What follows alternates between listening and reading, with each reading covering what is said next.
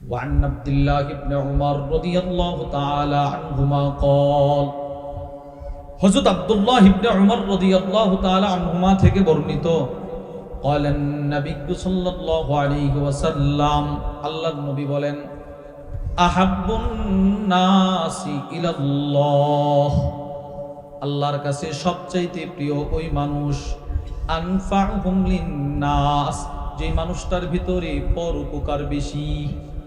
বলেন তো, যেই মানুষের ভিতরে অন্যের উপকার করার সিফত যত বেশি সে কার কাছে প্রিয় তত বেশি? আল্লাহর কাছে প্রিয়। দুই, পর উপকার যার ভিতরে যত বেশি নবীজি বলেন সে অন্য মানুষের তুলনায় শ্রেষ্ঠ তত বেশি। আস-সিলসিলাতুল আহাদিসিস সহিহা বিখ্যাত হাদিসের কিতাব 426 নম্বর হাদিস। ওয়ান আবি হুরায়রা রাদিয়াল্লাহু তাআলা আনহু قال قال النبي صلى الله عليه وسلم আল্লাহর নবী বলেন খায়রুন নাস সর্বশ্রেষ্ঠ মানুষ আনফাউহুম লিন্নাস পরোপকার যার ভিতরে বেশি সে সর্বশ্রেষ্ঠ মানুষ। এবার 3 নাম্বার যে পয়েন্টটা বলবো এটা বলার আগে আপনারা মনোযোগ দিয়ে শুনেন। 1 নাম্বার বলেছিলাম পর উপকার, অন্যকে উপকার করা যার ভিতরে যত বেশি সে কার কাছে প্রিয় তত বেশি? 2 নাম্বার বলেছিলাম পর উপকার যার ভিতরে যত বেশি সে মানুষের মধ্যে শ্রেষ্ঠ। এবার আপনি বলেন রাসূলুল্লাহ সাল্লাল্লাহু আলাইহি সাল্লামের চাইতে শ্রেষ্ঠ পৃথিবীতে কেউ ছিল? জোরে বলেন, কেউ ছিল? অতীতে কেউ ছিল? এখন আছে? ভবিষ্যতে আসার সম্ভাবনা আছে? না। রাসূলুল্লাহ সাল্লাল্লাহু আলাইহি সাল্লাম কতটা শ্রেষ্ঠত্বের অধিকারী ছিলেন? আল্লামা আব্দুল ফাত্তাহ আবু গুদ্দা রাহিমাহুল্লাহ তার বিখ্যাত কিতাব সফহাত মিন সাবরিল উলামা আলা শাদাইদিল ইলমি ওয়াত তাহসিলের মধ্যে লেখেন মা জামা আল্লাহুল খায়রা কুল্লাহু লি আহাদ ইল্লা লিন নবী সাল্লাল্লাহু আলাইহি ওয়াসাল্লাম। আকাশের যত শ্রেষ্ঠত্ব, জমিনের যত শ্রেষ্ঠত্ব, জান্নাতের যত শ্রেষ্ঠত্ব, ফুলসেরাতের যত শ্রেষ্ঠত্ব, মিজানের যত শ্রেষ্ঠত্ব, 7 জমিনের নিচে যত শ্রেষ্ঠত্ব, 7 আকাশের উপরে যত শ্রেষ্ঠত্ব, সব একসাথে আল্লাহ তাআলা কোন নবীকে দেয় নাই, কোন ওলিকে দেয় নাই, কোন গাউসকে দেয় নাই, কোন আলেমকে দেয় নাই, সবগুলো একসাথে শুধু আল্লাহ তাআলা আমার নবীকে দান করছে। এত শ্রেষ্ঠত্ব রাসূল। কেন আল্লাহ রাসূল এত শ্রেষ্ঠ? রাসূলুল্লাহ সাল্লাল্লাহু আলাইহি সাল্লামের ভিতরে পর উপকার পৃথিবীর ইতিহাসে সবচাইতে বেশি ছিল। নবীজির ভিতরে যে পর উপকার সবচাইতে বেশি ছিল এর দলিল বুখারী শরীফের 3 নম্বর হাদিস। রাসূলুল্লাহ সাল্লাল্লাহু আলাইহি সাল্লামের উপরে যখন ওহী আসতে শুরু করলো, নবীজির উপরে যখন ধারাবাহিকভাবে ওহী আসার প্রারম্ভিকতা শুরু হলো, সর্বপ্রথম ওহী যেদিন আল্লাহর রাসূলের উপরে দেওয়া হলো, রাসূল অসুস্থ হয়ে গেলেন। নবীজি সাল্লাল্লাহু আলাইহি সাল্লামের শরীরে কম্পন শুরু হয়ে গেল। আল্লাহর রাসূল আম্মাজান খাদিজাতুল কুবরা রাদিয়াল্লাহু তাআলা আনহার ঘরে আসলেন। এসে বলল, খাদিজা লাকাদ খাশিতু আলা নাফসি, আমি আমার জীবন সম্পর্কে শঙ্কাবোধ করছি, আমার কেমন যেন অস্থির লাগছে খাদিজা, শরীরটা কেমন কেমন করছে। আম্মাজান খাদিজাতুল কুবরা রাদিয়াল্লাহু তাআলা আনহা তখন আল্লাহর রাসূলকে যেই সান্ত্বনার বাণী শুনিয়েছিলেন তার ভিতরে একটা ছিল, ওগো আল্লাহর রাসূল, কাল্লা ওয়াল্লাহি মা ইউখজিকাল্লাহু আবাদা, না না না, আল্লাহর কসম, আল্লাহ তাআলা আপনার মতো শ্রেষ্ঠ মানুষকে কখনো লাঞ্ছিত করবে না। প্রশ্ন, কেন করবে না? এর ইল্লত বর্ণনা করছেন। তিনি বলেন, ইন্নাকা লাতাসিলুর রাহিম, ওগো আল্লাহর রাসূল, কেনই বা আল্লাহ আপনাকে লাঞ্ছিত করবে? আপনি না আত্মীয়তার বন্ধন ঠিক রাখেন। সুবহানাল্লাহ। ওয়া তাকসিবুল মা'দুম, যাদের কিচ্ছু নাই, যেই সমস্ত মানুষ একেবারে অসহায়, ঘর বাড়ি নাই, সন্তানাদি নাই, খাবার দাবারের ব্যবস্থা নাই, বন্দোবস্ত নাই, ওই সমস্ত অসহায় মানুষকে না আপনি সহযোগিতা করেন। আরে সুবহানাল্লাহ বলেন না। আপনি না এদের সহযোগিতা করেন তো আল্লাহ আপনাকে লাঞ্ছিত করবে না। তো আম্মাজান খাদিজাতুল কুবরা রাসূলুল্লাহ সাল্লাল্লাহু আলাইহি সাল্লাম যখন পেরেশান, তখন নবীজিকে সান্ত্বনার বাণী শোনাইলেন এই পর উপকারের সিফতগুলো উল্লেখ করে করে। এজন্য আল্লাহর রাসূল মানুষের এতটাই উপকার করছেন, পৃথিবীর ইতিহাস টান দিলে দেখা যায় এমন মানুষ নাই যার জিন্দেগিতে কখনো না কখনো কোনো ফকিরকে বলছে, ভাই নাই এবার মাফ করো। এমন মানুষ খুব কম। রাসূলুল্লাহ সাল্লাল্লাহু আলাইহি সাল্লাম পৃথিবীর ইতিহাসে একমাত্র ব্যক্তি যার গোটা জিন্দেগিতে কখনো এই শব্দ নাই যে আমার কাছে নাই, এবার মাফ করো। এই রকম হিস্টোরি নবীর জিন্দেগিতে নাই। মুসলিম শরীফের 2311 নম্বর হাদিস, ওয়ান জাবির ইবনে আব্দুল্লাহ রাদিয়াল্লাহু তাআলা আনহুমা قال, হযরত জাবির ইবনে আব্দুল্লাহ রাদিয়াল্লাহু তাআলা আনহুমা থেকে বর্ণিত, তিনি বলেন, মা সুইলা রাসূলুল্লাহ সাল্লাল্লাহু আলাইহি ওয়াসাল্লাম শাইআন ক্বাত্তু ফাকালা লা, আল্লাহর রাসূলকে কোনো বিষয়ে প্রশ্ন করা হলে নবীজি কখনো বলতেন না আমার কাছে নাই। কি পরিমাণ সহযোগিতা রাসূল মানুষকে করছেন এটা বোঝানোর জন্য আপনাদেরকে হাদিস থেকে 3টা দৃষ্টান্ত শোনাই। 1 নাম্বার, বুখারী শরীফের 1469 নম্বর হাদিস, وعن أبي سعيد الخدري رضي الله تعالى عنه قال, নবীজির সাহাবী আবু সাঈদ আল খুদরি বলেন, ইন্না নাসাম মিনাল আনসার, আনসার সাহাবাদের একটা জামাত নবীজির কাছে আসলো। আনসারীদের এক জামাত, মোটামুটি বেশ কয়েকজন সাহাবী একসাথে নবীজির কাছে আসছে। সাআলু রাসূলুল্লাহ সাল্লাল্লাহু আলাইহি ওয়াসাল্লাম, সকলে মিলে যার মনের যে চাহিদা তো সে অনুযায়ী নবীর কাছে চাইলো, আমারে এটা দেন, আমারে এটা দেন। হাদিস বর্ণনাকারী আবু সাঈদ আল খুদরি রাদিয়াল্লাহু তাআলা আনহু বলেন, ফাআতাহুম, এরা যা যা চেয়েছে নবীজি তা তা দান করে দিলেন। যা কি লাগবে নিয়ে যা। এবার আবু সাঈদ আল খুদরি বলেন, সুম্মা সাআলু, এরা আবার নবীর কাছে চাইলো, আমাকে এটা দেন, এটা দেন। আগে যেগুলো চাইছে এগুলো স্টক করছে, আবার চাইছে। ফাআতাহুম, রাসূল এদেরকে আবার দান করলেন। সুবহানাল্লাহ বলেন না। তাহলে এরা চাইছে কয়বার? এবার নবীজি দিলেনও কয়বার? তৃতীয়। সুম্মা সাআলু, এরা আবার নবীর কাছে চাইছে। ফাআতাহুম, নবীজি আবার দান করলেন। হাত্তা মা নাফিদা ইনদা, এক পর্যায়ে নবীজির কাছে যে মাল ছিল সবগুলো দান করে শেষ করে দিলেন, একদম সাফ। এবার রাসূল বললেন, ফাকালান নবী সাল্লাল্লাহু আলাইহি ওয়াসাল্লাম, লা ইয়াকুনু ইনদি মিন খাইরিন ফালান আদখিরাহু আনকুম, শুনো শুনো, আমি নবীজির কাছে কোনো মালামাল থাকলে সেগুলো তোমাদেরকে যতক্ষণ পর্যন্ত বন্টন করে শেষ না করি ততক্ষণ পর্যন্ত মালগুলো আমার কাছে জমা রাখি না, আমি সব দিয়ে দেই সব। এই যে দেখো কিচ্ছু নাই তো।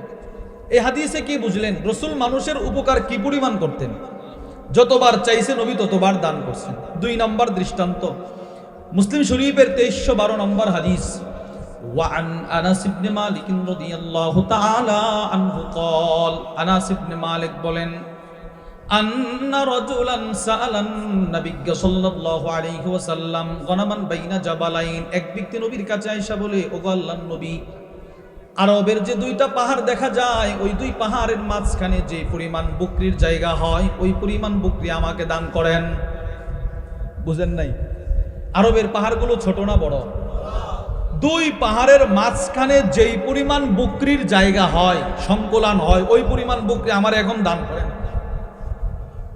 আনাস ইবনে মালিক বলেন, হতভম্ব হয়ে গেলাম, নবীজি তারে এই পরিমাণ বকরি এখন কিভাবে দান করবে? তাকায় দেখি রহমাতুল লিল আলামিন ফাআতাহু ইয়া, সে যেই পরিমাণ বকরি চাইলো নবীজি তাকে ওই পরিমাণ বকরি দান করে দিলেন। এবার কি পরিমাণ বকরি দান করেছে? মুসলিম শরীফের এই হাদিসের ব্যাখ্যায় আল্লামা মুহাম্মদ ইবনে সালেহ আল উসাইমিন রাহিমাহুল্লাহ তার বিখ্যাত মুসলিম শরীফের শরহ সহিহ মুসলিমের মধ্যে লেখেন, এই পরিমাণ বকরি রাসূল ওই লোককে দান করছে যে বকরিগুলার একটার কাঁধে যদি আরেকটারে রাখা হতো তো 2 পাহাড়ের উচ্চতা যেই পরিমাণ বকরি সেই পরিমাণ হয়ে যেত। এবার চিন্তা করেন আপনার রাসূল কি পরিমাণ মানুষকে দান করতেন। 3 নম্বর দৃষ্টান্ত, বুখারী শরীফের 2093 নম্বর হাদিস, আল্লাহর রাসূল কি পরিমাণ মানুষের চাহিদা মিটাইতেন। ওয়ান সাহল ইবনে সাদ আস-সাঈদী রাদিয়াল্লাহু তাআলা আনহু قال, হযরত সাহল ইবনে সাদ বলেন, জাআত ইমরাআতুন বিবুরদা ইলা রাসূলিল্লাহি সাল্লাল্লাহু আলাইহি ওয়াসাল্লাম, এক মহিলা রাসূলের কাছে একটা বুরদা নিয়ে আসছে। বুরদা ফাকালা আতাদরুনা মাল বুরদা, হাদিস বর্ণনাকারী সাহল ইবনে সাদ বলে, ও সাহাবারা তোমরা কি চিনো বুরদা কোন জিনিসের নাম? ফাকিলা লাহু নাআম, পাশ থেকে বলা হলো বুরদা তো আমরা চিনি, কি সেটা? কহিয়াস শামলা, এমন চাদর, মানসুজুন ফি হাশিয়াতিহা, যেই চাদরের চতুর্পাশে কারুকার্য করা থাকে, বুনন করা থাকে, এটাকে বলা হয়, মানে দামি একটা চাদর, যেই চাদরের চতুর্পাশে কাজ করা থাকে, ফুল বুনন করা থাকে। এরকম একটা চাদর নিয়ে এক মহিলা নবীর দরবারে আসছে। ফাকালাত ইয়া রাসূলুল্লাহ, মহিলা এসে আল্লাহর নবীকে বলতে লাগলেন, ইয়া রাসূলুল্লাহ, ওগো আল্লাহর নবী, ইন্নী নাসাজতু হাযিহি বিয়াদি, এই চাদরটা আমি মহিলা মানুষ রাতে দিনে কষ্ট করে আপনার জন্য বানাইলাম। সুবহানাল্লাহ, এটা আমি শুধু আপনার জন্য বানাইছি, আপনার জন্য আপনি একটু পরবেন।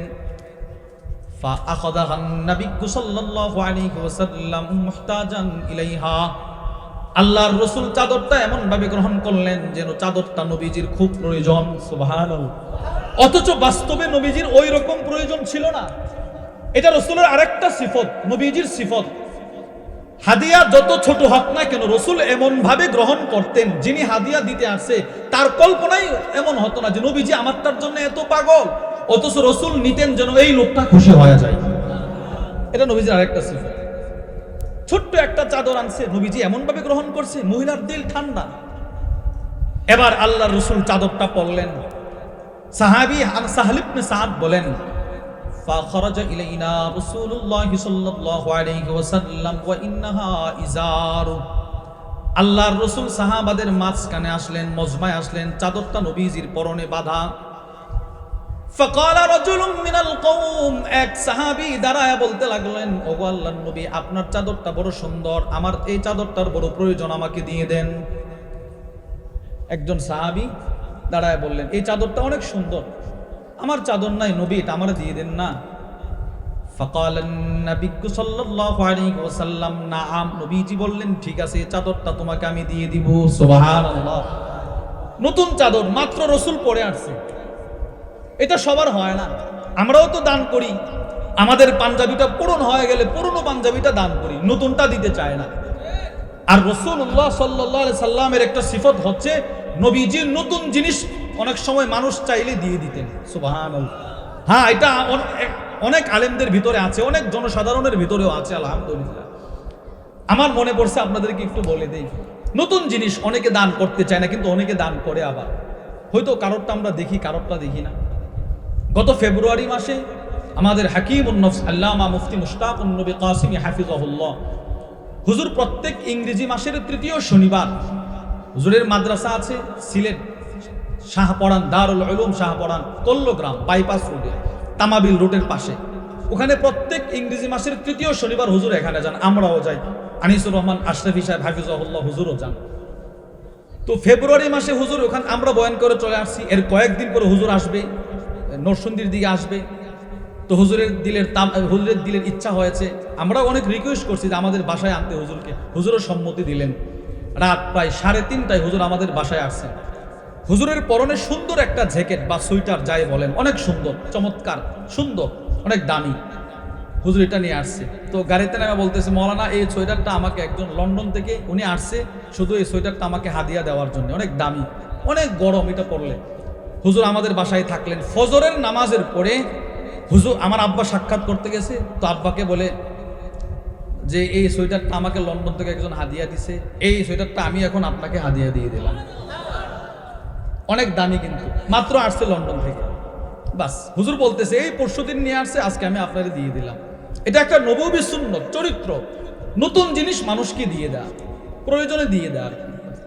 তো আল্লাহর রাসূল চাদরটা নিলেন, নিয়ে বললেন, ঠিক আছে, তোমাকে দিয়ে দিব।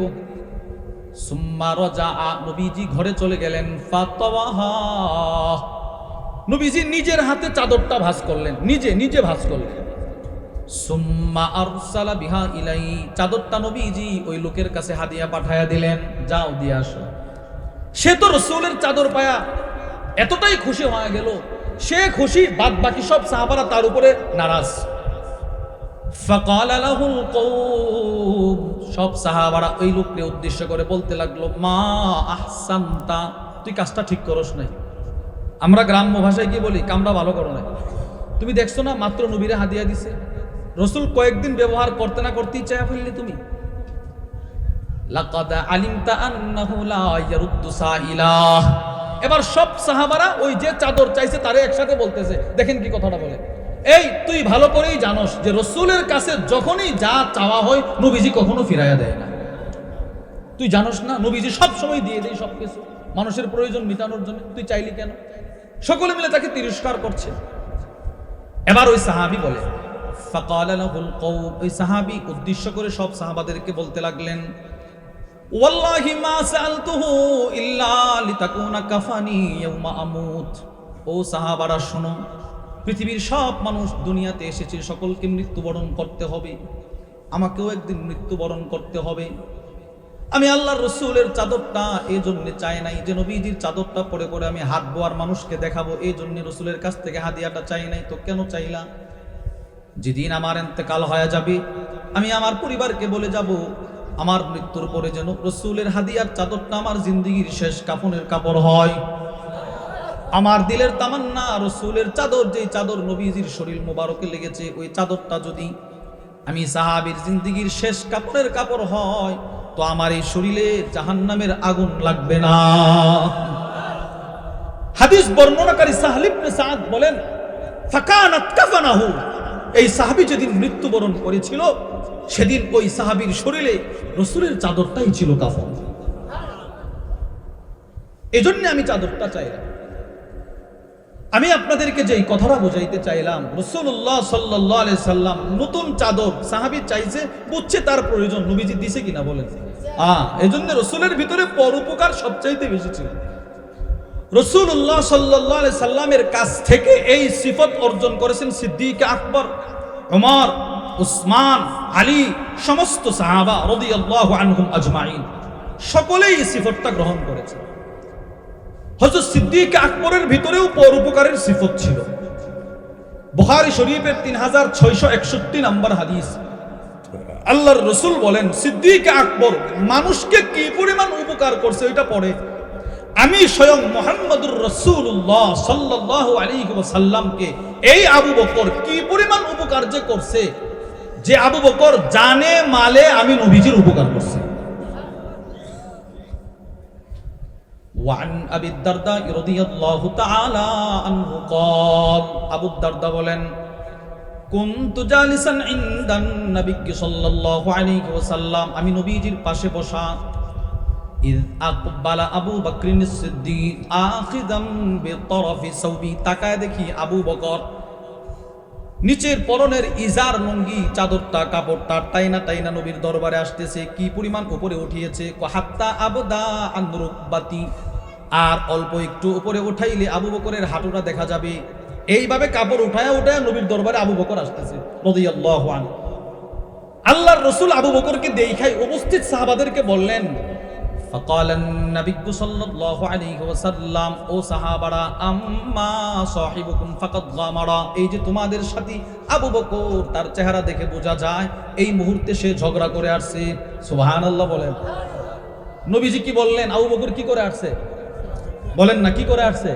ঝগড়া। এর মানে কিছু মানুষের চেহারা যখন রাগ থাকে চেহারা দেখলেই বোঝা যায় এখন ঝগড়া টগড়া করে আসছে।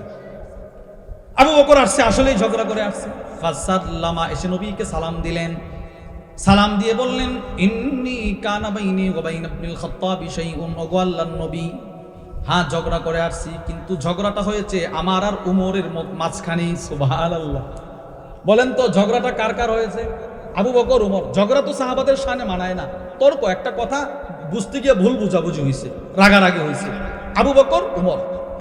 আচ্ছা বিবরণ দাও, ঝগড়ার বিবরণ কিভাবে হয়েছে? এবার আবু বকর সিদ্দিকের বিনয়টা দেখেন, এই কথাটা খেয়াল করে শুনেন। এখন যে কথাটা বলবো, নবীজি আবু বকরকে দেখে বললেন কি ঝগড়া করে আসছে, আবু বকরও স্বীকার করলেন কি করে আসছে, কি করে আসছে। এবার ঝগড়া করছে কার সাথে? উমরের সাথে।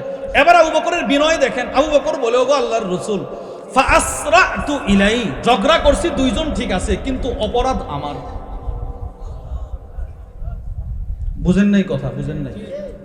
আপনি জীবনে বলবেন বিচারকের সামনে যে আমার অপরাধ? দুই দলকে দুই দিকে দাঁড় করাইলে এদের বক্তব্য শুনলে বোঝা যায় এদের কোনো অপরাধ নাই, অপরাধ সব এদের। আবার এদেরকে যখন বলে আপনারা বক্তব্য দেন, এদের কথা শুনলে বোঝা যায় এদের কোনো অপরাধ নাই, অপরাধ এদের। আর সিদ্দিক আকবর বলে, ওগো আল্লাহর রাসূল, উমরের অপরাধ না, অপরাধটা ছিল প্রথমে আমার। সুম্মা নাদিমতু, অপরাধ যেহেতু প্রথমে আমার ছিল, আমি প্রথমে লজ্জিত হইলাম, ঘটনাস্থলে আমি লজ্জিত হইলাম। ফাসাআলতুহু আইয়াগফিরালি, আমি আবু বকর উমরের কাছে ক্ষমা চাইলাম, উমর আমাকে ক্ষমা করে দাও। ফাআবা আলাইয়া, কিন্তু উমর আমাকে ক্ষমা করে নাই। উমর কি করে নাই? ক্ষমা করে নাই। ফাআকবালতু ইলাইক, এজন্য আমি আপনার কাছে দৌড়ায় চলে আসলাম। আল্লাহর রাসূল বললেন, ইয়াগফিরুল্লাহু লাকা ইয়া আবা বকরিন সালাসান, আল্লাহ উমর আবু বকরের ক্ষমা করে নাই, এতে কি হয়েছে? আমি রাসূল আপনার কাছে সুপারিশ করলাম, আল্লাহ আপনি আমার আবু বকরকে ক্ষমা করে দেন। নবীজি এই একটা বক্তব্য, আল্লাহ আবু বকরের ক্ষমা করে দেন, একবার দুইবার বলে নাই। হাদিসে পাকে আসছে রাসূল তিনবার আবু বকরের জন্য মাগফিরাতের দোয়া করছে। ওই দিক দিয়ে উমর, সুম্মা ইন্না উমর নাদিমা, উমরও ঘটনাস্থলে লজ্জিত হইল। হায় হায়, আবু বকরের মতো ব্যক্তি আমার কাছে ক্ষমা চাইছে, আমি ক্ষমা করি নাই, না কাজটা আমি ঠিক করি নাই। উমরও লজ্জিত হয়েছে। ফাআতা মানজিলা আবি বকরিন, দৌড়ায় আবু বকরের বাড়িতে গেল। ফাসাআলা, গিয়ে প্রশ্ন করলো, আসাম্মা আবু বকরিন, আবু বকর কি ঘরে আছে? ফাকালু লা, ঘর থেকে আওয়াজ আসলো আবু বকর ঘরে নাই। না না, ঘরে নাই, ঘরে নাই। উমর বুঝে ফেলছে যে আবু বকর নবীর দরবারে চলে গেছে। ফাআতা ইলান নবী সাল্লাল্লাহু আলাইহি ওয়াসাল্লাম, হযরত আবু বকর উমর দৌড়ায়া নবীজির দরবারে চলে গেলেন। ফাসাল্লামা, গিয়ে আল্লাহর রাসূলকে সালাম দিলেন। এবার হাদিস বর্ণনাকারী সাহাবী আবু দারদা বলেন, আল্লাহর রাসূল যেই মাত্র উমরের চেহারাটা দেখলেন, ফাজাআলা ওয়াজহুন নবী সাল্লাল্লাহু আলাইহি ওয়াসাল্লাম ইয়াতামাআর, নবীজি রাগে নবীর চেহারা লাল হয়ে গেছে। উমরের দেখে নবীজির চেহারা লাল হয়ে গেছে, এই পরিমাণ লাল হইছে, হাত্তা আশফাকা আবু বকরিন, নবীজির চেহারা দেখা আবু বকর ভয়ে থরথর করে কম্পন শুরু করছে। মানে ওমর যেই মাত্র নবীকে সালাম দিল, রাসূল ওমরের দিকে তাকায় এতটাই রাগ হইলেন আবু বকরের যে ক্ষমা করে নাই আগে, যে আবু বকর নিজে কম্পন শুরু করছে। হায় হায়, না জানি এখন রাসূল ওমরকে কি বলে। এক পর্যায়ে আবু বকর ফাজাসা আলা রুকবাতাই, দুইটা হাঁটু মাটিতে গেড়ে নবীর সামনে বসে আবার বলতেছে, ওয়াল্লাহ, আল্লাহর কসম, ইয়া রাসূলুল্লাহ আনা কুনতু আযলাম, উমরের কোনো দোষ নাই, দোষ আমি আবু বকরের। নবী আবু বকর আবার এই কথাটা বলছে, কসম খেয়ে বলছে, আল্লাহর কসম, ওগো আল্লাহর নবী, উমরের কোনো দোষ নাই, তারে আপনি কিচ্ছু বলবেন না, সব দোষ আমার। তখন আল্লাহ রাসূল একটা বক্তব্য দিলেন, চোখের পানি ছেড়ে ছেড়ে নবীজি ভারাক্রান্ত হৃদয় নিয়ে একটা ছোট্ট বক্তব্য দিলেন। ফাকালান নবী সাল্লাল্লাহু আলাইহি ওয়াসাল্লাম, আল্লাহর নবী বলেন, ইন্নাল্লাহা বাআসানি ইলাইকুম ফাকুলতুম কাযাবতা কাযাবতা, ও ওমর, ও আবু দারদা, ও আমার সাহাবারা, আল্লাহ তাআলা আমাকে তোমাদের কাছে নবী বানিয়ে পাঠিয়েছিল, তোমরা সকলেই আমাকে দেখতা আর বলতা আমি মিথ্যুক, আমি মিথ্যুক। ওমর, তুমি আমি নবীর মাথা কাটার জন্য দাঁড়িয়ে গিয়েছিলে রে ওমর। ও সাহাবা, তোমরা আমাকে বলতে আমি মিথ্যুক।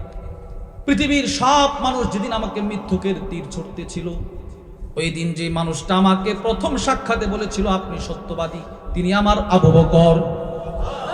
এই আবু বকর আমাকে সর্বপ্রথম বলেছিল আমি সত্যবাদী। শুধুই মাত্র সে আমাকে প্রথম সত্যবাদী বলে নাই, ওয়াসানি বিনাফসিহি ওয়া মালি, আবু বকর আমাকে জানে মালে সহযোগিতা করেছে। এটা হচ্ছে মূল বিষয়। রাসূল বললেন আবু বকর আমাকে জানে মালে সহযোগিতা করেছে। কি পরিমাণ সহযোগিতা করেছে জানেন? আল্লাহর রাসূল বলেন, পৃথিবীতে যত মানুষ আমাকে সহযোগিতা করেছে, কথাটা খেয়াল করে শুনবেন, পৃথিবীতে যত মানুষ আমাকে সহযোগিতা করেছে, আমার উপরে দয়া করেছে, সকলের দয়ার প্রতিদান আমি রাসূল দুনিয়াতে দিতে সক্ষম হয়েছি, আবু বকরেরটা দিতে পারি নাই। তিরমিজি শরীফের 3661 নম্বর হাদিস। وعن أبي هريرة رضي الله تعالى عنه قال قال النبي صلى الله عليه وسلم, আল্লাহর রাসূল বললেন, মালি আহাদিন ইনদানা ইয়াদুন ইল্লা ওয়াকাদ কাফাইনা, পৃথিবীতে যত মানুষের হাত ছিল আমার উপরে, আই আতিয়া, যত দয়া ছিল আমার উপরে, সবগুলো আমি দুনিয়াতেই বদলা দিয়ে দিলাম।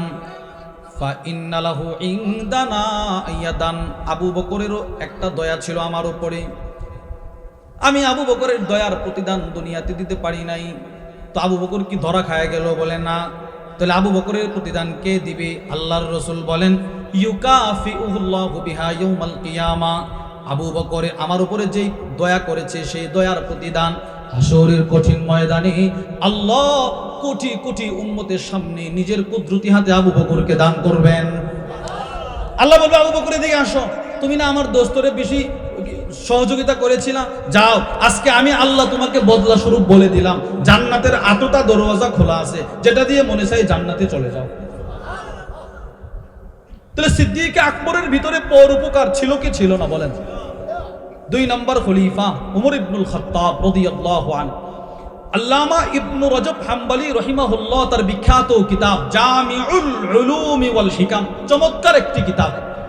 ওই কিতাবের মধ্যে নিয়ে আসছে উমর ইবনুল খাত্তাব তার জীবদ্দশায়, তিনি যখন খলিফা, মদিনার যত অসহায় মানুষ ছিল, মক্কার যত অসহায় মানুষ ছিল, এদের দায়িত্ব এদের রাতের খাবারের ব্যবস্থা করা, এদের পানির ব্যবস্থা করা, এদের বাজার সদাই করা। সেই কোনো মিষ্ট পানির বন্দোবস্ত ছিল না, উৎকৃষ্ট পানি ছিল না। আল্লাহর রসুল পান করবে কোত্থেকে? সাহাবারাও ভালো পানি পাচ্ছিল না। গায়রা বিইরি রুমা, রুমার একটা কুয়া ছাড়া একটা কুয়া ছিল ইহুদির, বিইরে রুমা, ওই কুয়ার পানি ছিল মিষ্ট পানি, এছাড়া সব পানি ছিল লবণাক্ত পানি, এই পানিটা মুখে নেওয়া যায় বিইরে রুমা।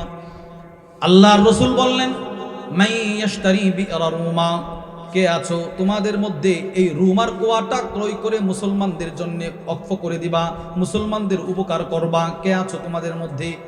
বিখাইরিল্লাহু মিনহা ফিল জান্নাহ, আমি রাসূল ওয়াদা দিলাম যে ব্যক্তি এই কুয়াটা ক্রয় করে মুসলমানদের উপকারের জন্য দিয়ে দিবে, আমি রাসূল বলে দিলাম আল্লাহ এর বিনিময়ে জান্নাতে উত্তম কুয়াটাকে দান করবে।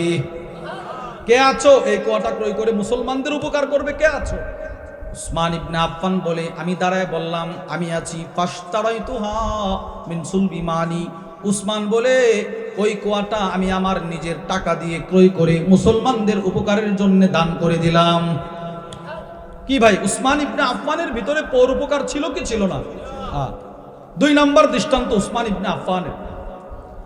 আল্লামা আব্দুর রউফ আল মানাভি রহিমাহুল্লাহ তার বিখ্যাত কিতাব আদ-দুররুল মানদুদ ফি যাম্মিল বুখলি ওয়া মাদহিল জুদ কিতাবের নাম। ওই কিতাবের মধ্যে নিয়ে আসছে গোটা মদিনায় দুর্ভিক্ষ দেখা দিল, মানুষের খাবার দাবার নাই, গবাদি পশুগুলো প্রায় মৃত্যু সন্নিকটে চলে গেছে, মানুষ মৃত্যুর ধার প্রান্তে চলে গেছে। আসাবান নাসু কাহতান ফি খিলাফাতি আবি বকরিস সিদ্দিক, খলিফাতুল মুসলিমিন তখন আবু বকর সিদ্দিক। মদিনায় দুর্ভিক্ষ দেখা দিল। ফালাম্মাশতাদ্দা বিহিমুল আম, মানুষের জীবন চলা যখন খুব কঠিন হয়ে গেল, সব মানুষ খলিফার দরবারে গেল, গিয়ে বলল ইয়া খলিফাত রাসূলিল্লাহি সাল্লাল্লাহু আলাইহি ওয়াসাল্লাম, ও আল্লাহর নবীর খলিফা, ইন্নাস সামাআ লাম তামতুর, আকাশ বৃষ্টি দেয় না, ওয়াল আরদু লাম তানবুত, জমিন থেকে গাছ উৎপাদন হয় না, জমিন থেকে শস্য উৎপাদন হয় না, আকাশ থেকে বৃষ্টি আসে না, আমরা কি করব? এবার পরামর্শ দেন। খলিফাতুল মুসলিমিন বললেন ওয়াস্তাঈনু বিস-সাবরি ওয়াস-সালাহ, তোমরা নামাজ আর ধৈর্যের মাধ্যমে আল্লাহর কাছে সাহায্য চাও। যাও যার যার ঘরে যাও, আল্লাহর কাছে সাহায্য চাও।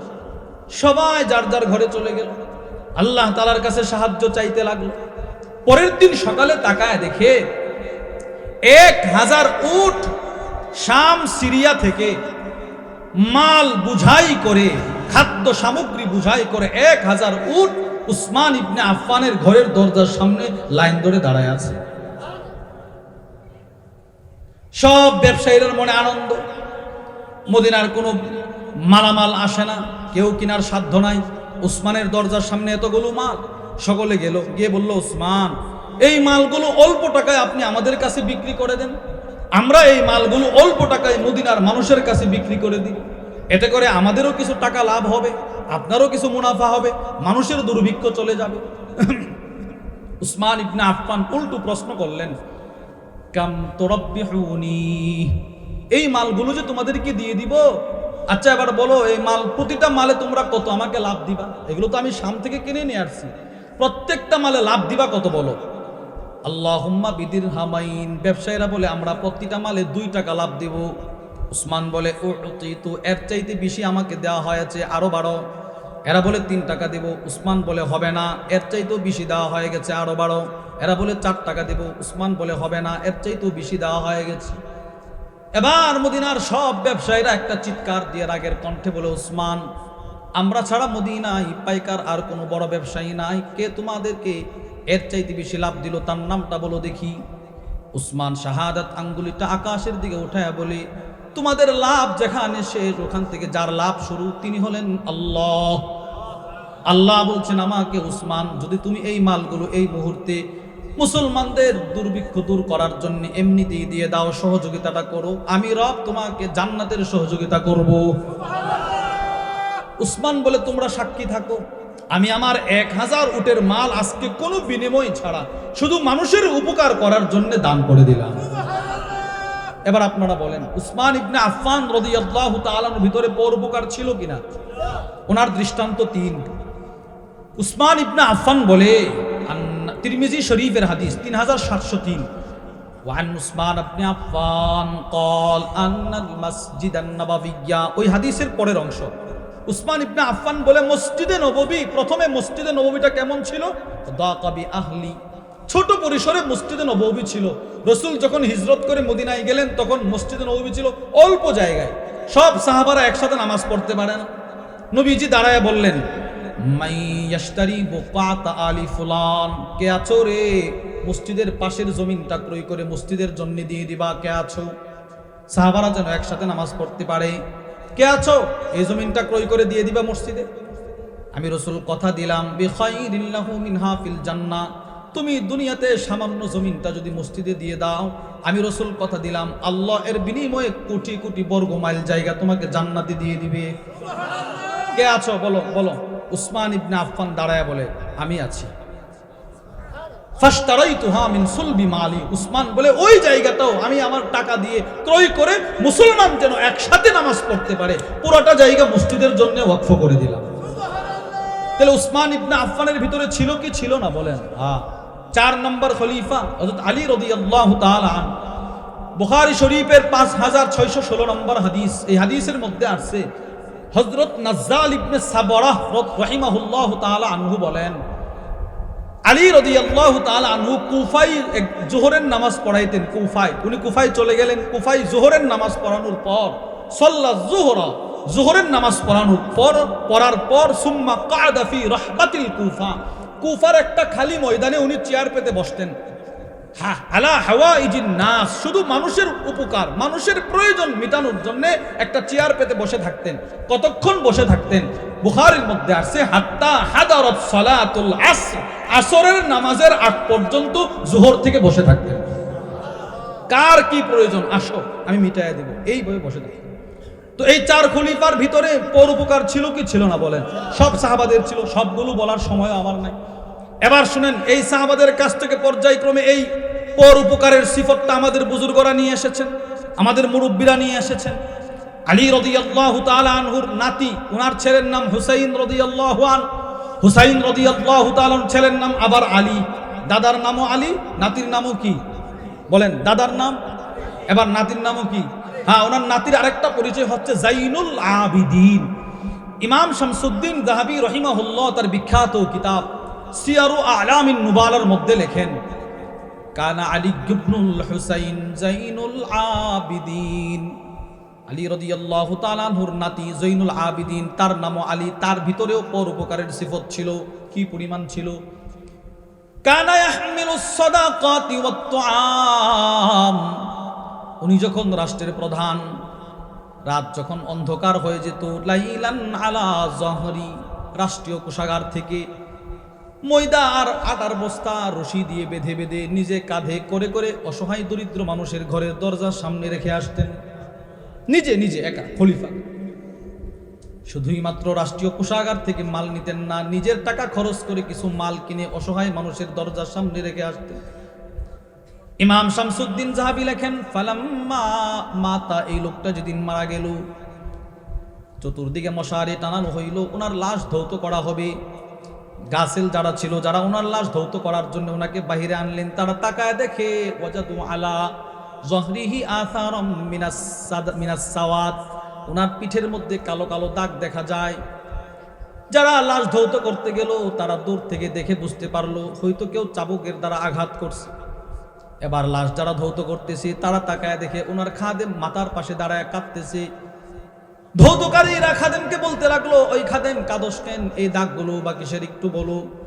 খাদেম বলে, দাগগুলো হচ্ছে রাতের অন্ধকারে অসহায় মানুষের ঘরের দরজার সামনে যে খাবারগুলো তোমরা দেখতা, ওই খাবারগুলো এই খলিফা রশি দিয়ে টাইনা টাইনা দিয়ে আসতেন, ওই রশির দাগ এগুলো। রশি দিয়ে দিয়ে টাইনা টাইনা এই খাবারগুলো দিয়ে আসতেন, দাগ পড়ে গেছে দাগ, তো তোমরা হেল্প করলা না। উনি কখনো কোনো খাদেম ব্যবহার করতেন না। আমরা ওনাকে বলতাম, মগো খলিফা আপনি তো আমাদেরকে শুধু অর্ডার করবেন, আমরা মালগুলো নিয়ে যাব। তিনি আমাদের জবাবে বলতেন না, আল্লাহ আমাকে খলিফা বানিয়েছেন, এদের জবাবটা হাসরের ময়দানে আমাকে দিতে হবে। এই জন্যে আমি যদি এদের মালামালগুলো নিজে কাঁধে বহন করে দিয়ে আসি, হতে পারে হাসরের ময়দানে আমার সওয়াল জবাব আল্লাহ সহজ করে দিবে। এই জন্য আমারটা আমাকে করতে দাও। উনি কাঁধে করে করে মালামালগুলো নিয়ে আসতেন। আরেকজন বুজুর্গ ছিলেন আল্লামা আবুল ফরজ আব্দুর রহমান ইবনুল জাওজি রাহিমাহুল্লাহ। তার বিখ্যাত কিতাব সিফাতুস সাফওয়া 3 খণ্ডের কিতাব, ওটার মধ্যে নিয়ে আসছে জুবাইদ ইবনুল হারিস, বিখ্যাত বুজুর্গ।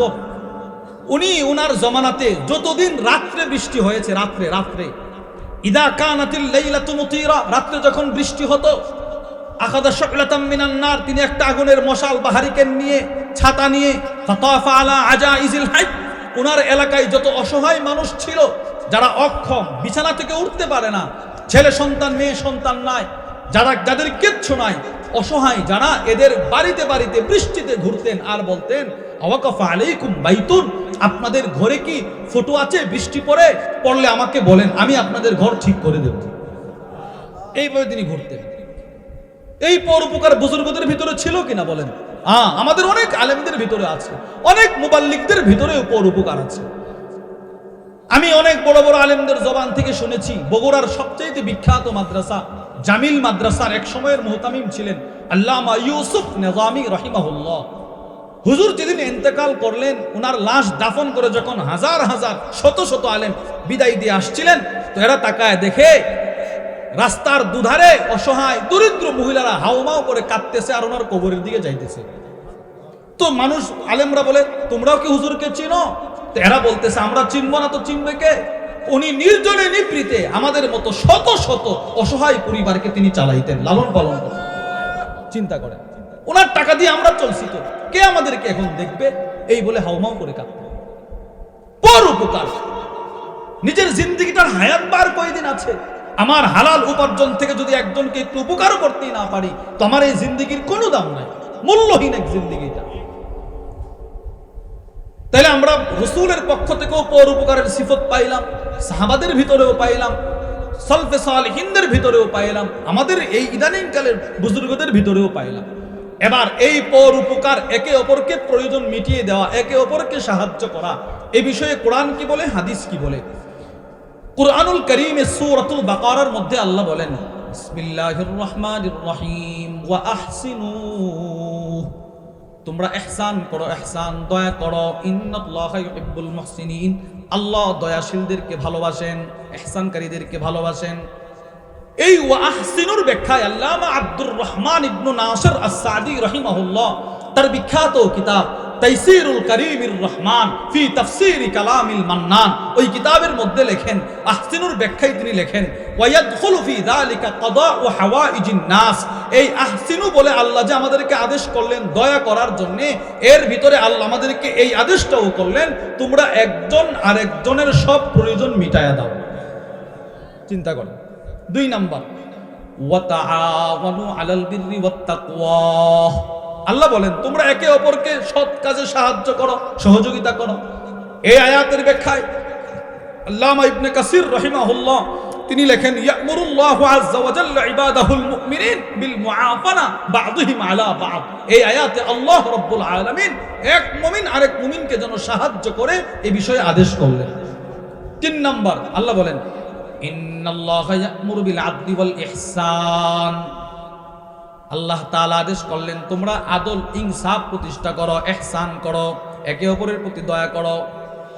এই আয়াতের ব্যাখ্যায় আল্লামা আব্দুর রহমান ইবনে নাসির আস-সাদি রাহিমাহুল্লাহ লিখেন, আল ইহসান ফাযিলাতুন মুস্তাহাব্বুন, একে অপরকে ইহসান করা, দয়া করা, অনুগ্রহ করা, একে অপরকে সাহায্য করা, এটা আল্লাহ তাআলার কাছে বড় পছন্দের একটা আমল। বলে সাহায্য করবা কিভাবে? তিনি বলেন তিন জিনিস, কানাফইন নাস, মানুষ মানুষকে সাহায্য করে তিন জিনিসের মাধ্যমে, মাল বিল মালি ওয়াল বাদানি ওয়াল ইলমি। বলেন এক নাম্বার মালের দ্বারা, বলেন এক নাম্বার, দুই নাম্বার জানের দ্বারা, দুই নাম্বার, তিন নাম্বার এলেম। বলেন না তিন নাম্বার কি? এবার আপনাদের মুখস্থ হয়েছে। বলেন এক নাম্বার মাল, দুই নাম্বার, তিন নাম্বার এলেম। এলেম তিন নাম্বার কি? হ্যাঁ। এবার জানের দ্বারা সাহায্য করা এটা সাময়িক, মালের দ্বারা সাহায্য করা এটা সাময়িক, সব সময় থাকে না। যেমন এখন এই কয়েকদিন পূর্বে আমাদের বাংলাদেশের স্মরণকালের ভয়াবহ বন্যা হয়েছে, আমাদের কুমিল্লা, লক্ষ্মীপুর, নোয়াখালী ওই এলাকার মানুষগুলো বন্যায় ক্ষতিগ্রস্ত হয়েছে। আপনারা মালের দ্বারা সহযোগিতা করেছেন। এই বন্যা কি সব সময় থাকে? মাদ্রাসা নির্মাণের সময় আপনারা সাহায্য করেন, এটা কি সব সময় করেন? না। তাহলে জানের দ্বারা সহযোগিতা সাময়িক, মালের দ্বারা সহযোগিতা সাময়িক, এলেমের দ্বারা সহযোগিতা মৃত্যু পর্যন্ত। বলেন তো এলেমের দ্বারা সহযোগিতা কি পর্যন্ত? হ্যাঁ, কারণ এলেম আমার দরকার কতদিন পর্যন্ত? ইমাম আহমদ ইবনে হাম্বল বলে মৃত্যু পর্যন্ত। সুবহানাল্লাহ বলেন। বলেন বলেন তো আচ্ছা, সম্পদের প্রয়োজন কতদিন পর্যন্ত? যতদিন জীবন থাকে, যদ্দূর হলে চলে ততটুক। জানের প্রয়োজন যতদিন জীবন থাকে। এবার এলেমের প্রয়োজন ইমাম আহমদ ইবনে হাম্বল বলে কবরে যাওয়ার আগ পর্যন্ত। কবরে যাওয়া। এই এলেম আমরা শিখবো কোথায়? মাদ্রাসা, তাবলীগ। বলেন মাদ্রাসা এক নাম্বার কি? বলেন না এক নাম্বার। এবার মাদ্রাসায় শিখতে পারলাম না, তো আমাদের মুরব্বীরা যে সিস্টেম চালু করলো দাওয়াত ও তাবলীগ, হক্কানি উলামাদের তত্ত্বাবধানে যেই তাবলীগ চলে, ওই তাবলীগে আমরা কি শিখবো? বলেন এলেম। বলেন কি শিখবো? কেন? এলেম প্রতিটা শ্বাসে শ্বাসে আমাদের প্রয়োজন। আল্লামা সাইয়্যিদ ইবনে হুসাইন আল আফফানি তার বিখ্যাত কিতাব সালাহুল উম্মাহ ফি উলুবিল হিম্মা, ওই কিতাবের মধ্যে ইমাম আহমদ ইবনে হাম্বল একটা বক্তব্য নিয়ে আসছেন। ইমাম আহমদ ইবনে হাম্বল বলেন খাবারের প্রয়োজন প্রতিটা মানুষের দিনে 1 থেকে 2 বার, আর এলেমের প্রয়োজন বিআদাদিল আনফাস, প্রতিটা শ্বাসে শ্বাসে মানুষের এলেমের প্রয়োজন। তাহলে তিন জিনিসের মাধ্যমে একে অপরকে সাহায্য করতে পারে, জান, মাল, এলেম। জান, মাল। এবার এই তিনটা কথা আমাদের তাবলীগে আছে না নাই? আল্লাহর দেওয়া জান, আল্লাহর দেওয়া মাল নিয়ে আল্লাহ রাস্তায় খরচ করে কি শিখা? এলেম শিখা, দাওয়াত শিখা। আল্লাহ আমাদেরকে কবুল করেন, বলেন আমিন। আল্লাহ আমাদেরকে তৌফিক দান করেন, বলেন আমিন। এবার তিনটা আয়াত থেকে আপনাদেরকে বুঝাইলাম, 3 আয়াতে আল্লাহ রাব্বুল আলামিন একে অপরকে সাহায্য সহযোগিতা করা, একে অপরের প্রতি সহানুভূতি দেখানো, সাহায্য করার কথা আল্লাহ বলছে কি বলে নাই? এবার কয়েকটা হাদিস শুনেন। 1 নাম্বার সহিহুল জামের 6668 নম্বর হাদিস, وعن النعمان بن بشير رضي الله تعالى عنه قال, হযরত নু'মান ইবনে বাশির থেকে বর্ণিত, তিনি বলেন قال النبي صلى الله عليه وسلم, আল্লাহর রাসূল বলেন আল মুসলিমুন কারাজুলিন ওয়াহিদ, সমস্ত মুসলমান হচ্ছে একটা দেহের মতো। বলেন তো সমস্ত মুসলমান একটা কিসের মতো? দেহে। দেহে ইরাস্তাকা আও ইরিস্তাকা আইনুহু ইস্তাকা কুল্লু, একটা দেহের মধ্যে যদি চোখটা আঘাতপ্রাপ্ত হয়, ব্যথা পায়, তো এই ব্যথাটা পুরোটা শরীর অনুভব করে কিনা? নবীজি বলেন বিশ্বের কোথাও কোন মুসলমান যদি আঘাতপ্রাপ্ত হয়, তাকে যদি কেউ আক্রমণ করে, তো এই ব্যথা তোমার দিলেও আসতে হবে, আসলে তুমি মুসলমান। তাহলে ফিলিস্তিনের মুসলমানদেরকে কুকুর ইসরায়েল যে বর্বরচিত হামলা চালিয়েছে, এদের আক্রমণ দেখে যদি আমার দিলে মায়া না লাগে, আমার ভিতরে যদি এই স্পৃহা না আসে যে রব যদি আমাকে সুযোগ দিতেন আমি ওখানে গিয়ে আমার মুসলিম ভাইদের পাশে দাঁড়াইতাম, এই আগ্রহ যদি আমার ভিতরে না আসে, আমি মুসলমান? বলেন আমি মুসলমান? রাসূল বলছেন একটা দেহ, একটা দেহ, দেহের এক অঙ্গে যদি ব্যথা আঘাতপ্রাপ্ত হয়, তো পুরোটা শরীর এই ব্যথাটা অনুভব করে। এই হাদিসের ব্যাখ্যা করতে গিয়ে আল্লামা ইমাম নববী রাহিমাহুল্লাহ তার বিখ্যাত কিতাব আল মিনহাজের মধ্যে লেখেন, وقال الإمام النووي رحمه الله فهذه الأحاديث صريحة في تعظيم حقوق المسلمين بعضهم بعض। এই হাদিসের ব্যাখ্যায় তিনি বলেন এই হাদিসগুলো এই কথা স্পষ্ট প্রমাণ বহন করে, পৃথিবীতে প্রত্যেকটা মুসলমানের একজনের উপর আরেকজনের কিছু হক আছে। হক আছে না নাই? বলেন আছে। 2 নম্বর হাদিস বুখারী শরীফের 481 নম্বর হাদিস। وعن أبي مالك الأشعري رضي الله تعالى عنه قال আবু মালিক আল আশআরী থেকে বর্ণিত, তিনি বলেন قال النبي صلى الله عليه وسلم, আল্লাহর রাসূল বলেন ইন্নাল মুমিনা লিল মুমিনি কাল বুনিয়ান, এক মুমিন আরেক মুমিনের জন্য প্রাচীর, দেয়াল স্বরূপ, দেওয়াল ইয়াশুদ্দু বাদুহু বাদা, যে দেওয়ালের একটা ইট আরেকটা ইটকে মজবুত করে।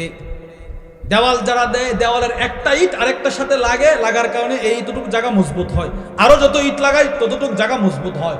নবীজি বলেন এক মুমিন আরেক মুমিনকে মজবুত করে। নবীজি মজবুত কিভাবে করে এটা বোঝানোর জন্য সাব্বাকা আসাবিআ, রাসূলের দুই হাতের আঙ্গুল মুবারক একটা আরেকটার ভিতরে ঢোকায় বলেন এই যে দেখো এইভাবে মজবুত করে। সুবহানাল্লাহ বলেন, নবীজি এভাবে ঢোকায় দেখাইলেন। এই হাদিসের ব্যাখ্যায় আল্লামা ইবনে বাত্তাল রাহিমাহুল্লাহ তার বিখ্যাত বুখারীর শরহ সহিহুল বুখারী ইবনে বাত্তালের মধ্যে লেখেন তাআওয়ানুল মুমিনিন বা'দুহুম বা'দা ফি উমুরিদ দুনিয়া ওয়াল আখিরাহ, দুনিয়াতে আখিরাতে, দুনিয়ার বিষয়ে আখিরাতের বিষয়ে এক মুমিন আরেক মুমিনকে সাহায্য করা, মানদুবুন ইলাইহি বিহাদাল হাদিস, রাসূল এই হাদিসের দ্বারাই একজন যেন আরেকজনকে সাহায্য করে, এই নৈতিক দায়িত্বটা রাসূল এই হাদিসের মাধ্যমে আমাদেরকে দিয়েছেন। এই হাদিসের মাধ্যমে তোমরা একে অপরকে সাহায্য করো। 3 নম্বর হাদিস, একটা ভয়ঙ্কর হাদিস শুনেন, ভয়ঙ্কর একটা কথাই হাদিস রাসূল বলছেন, খেয়াল করে শুনুন। তিরমিজি শরীফের 1332 নম্বর হাদিস। وعن عمرو بن مرة قال لمعاوية رضي الله تعالى عنهما, عمرو بن مرة মুআবিয়া ইবনে আবি সুফিয়ানকে একদিন ডাক দিয়া বললেন, ও মুআবিয়া আপনি তো খলিফা। বলে হ্যাঁ আমির, শুনেন। কি? আমি আপনাকে একটা হাদিস শোনাবো। কি হাদিস? কো সামি'তু রাসূলুল্লাহ সাল্লাল্লাহু আলাইহি ওয়াসাল্লাম ইয়াকুল, আমি নবীকে একটা হাদিস বলতে শুনলাম। কি হাদিস? আল্লাহর রাসূল বললেন মা মিন ইমামিন ইউগলিকু বাবাহু দুনা দাবিল হাজাতি ওয়াল খাল্লাতি ওয়াল মাসকানা, কোন নেতা, কোন সর্দার যদি অন্য কোন অসহায় মানুষকে দেখা সে তার ঘরের দরজা লাগায়া দেয়, বড় লোক মানুষ, একজন অসহায় মানুষ আসতেছে, আমরা শায়েখের জন্য রাস্তাটা ক্লিয়ার করে দিই, হুজুর চলে আসছে আলহামদুলিল্লাহ, সকলে বলেন আলহামদুলিল্লাহ, জোরে বলেন আলহামদুলিল্লাহ। আমাদের আজকের মাহফিলের বিশেষ মেহমান, প্রধান মেহমান, কারা নির্যাতিত মজলুম আলেম দ্বীন শেখ আল্লামা মাহমুদ হাসান গনবী হাফিজাহুল্লাহ হুজুর ইনশাআল্লাহ চলে আসছেন আলহামদুলিল্লাহ। হুজুর এখন ইনশাআল্লাহ কথা বলবেন, আমি এই কয়েক সেকেন্ডে হাদিসটা বলে শেষ করে দিচ্ছি। তো আল্লাহর রাসূল বললেন, যেই ব্যক্তি কোনো অসহায়কে দেখে নিজের ঘরের দরজা বন্ধ করে দেয়, মনে করেন এই লোকটা এসে আমার কাছে কিছু চাইবে, আমি দেখাই গাড়িতে বসা, গাড়ির গ্লাসটা উঠাইয়া দিলাম, ঘরের দরজাটা বন্ধ করে দিলাম। নবীজি বলেন ইল্লা আগলাকাল্লাহু আবওয়াবাস সামা দুনা খাল্লাতিহি ওয়া হাজাতিহি ওয়া মাসকানাতি, এই লোক যে আজকে ঘরের দরজা বন্ধ করে দিল, গাড়ির গ্লাস উঠায়া দিল, এই লোকটা যেদিন মুসিবতে পড়বে আল্লাহ তার মুসিবতের দিকে ভ্রুক্ষেপ করবে না, আল্লাহ ওই দিন আকাশের দরজাগুলো বন্ধ করে দিবে। তাহলে আমরা কি হাদিস থেকে কি বুঝলাম? একে অপরকে সাহায্য করবো তো ইনশাআল্লাহ, দ্বীনি বিষয়ে সাহায্য করবো তো ইনশাআল্লাহ। আল্লাহ আমাদের সকলকে যে কথাগুলো বললাম সেই কথাগুলোর উপর আমাকে আপনাকে সকলকে আমল করার তৌফিক দান করেন। রাসূলুল্লাহ সাল্লাল্লাহু আলাইহি সাল্লামের এই সিফত, অপরের প্রতি সহানুভূতি দেখানো, এটাও আমাদেরকে আনার তৌফিক দান করেন। যা কিছু বলেছি যদি সঠিক হয় রবের পক্ষ থেকে, ভুল হলে আমার পক্ষ থেকে। ওমা আলাইনা ইল্লাল বালাগ। আসসালামু আলাইকুম ওয়া রাহমাতুল্লাহি ওয়া বারাকাতুহু।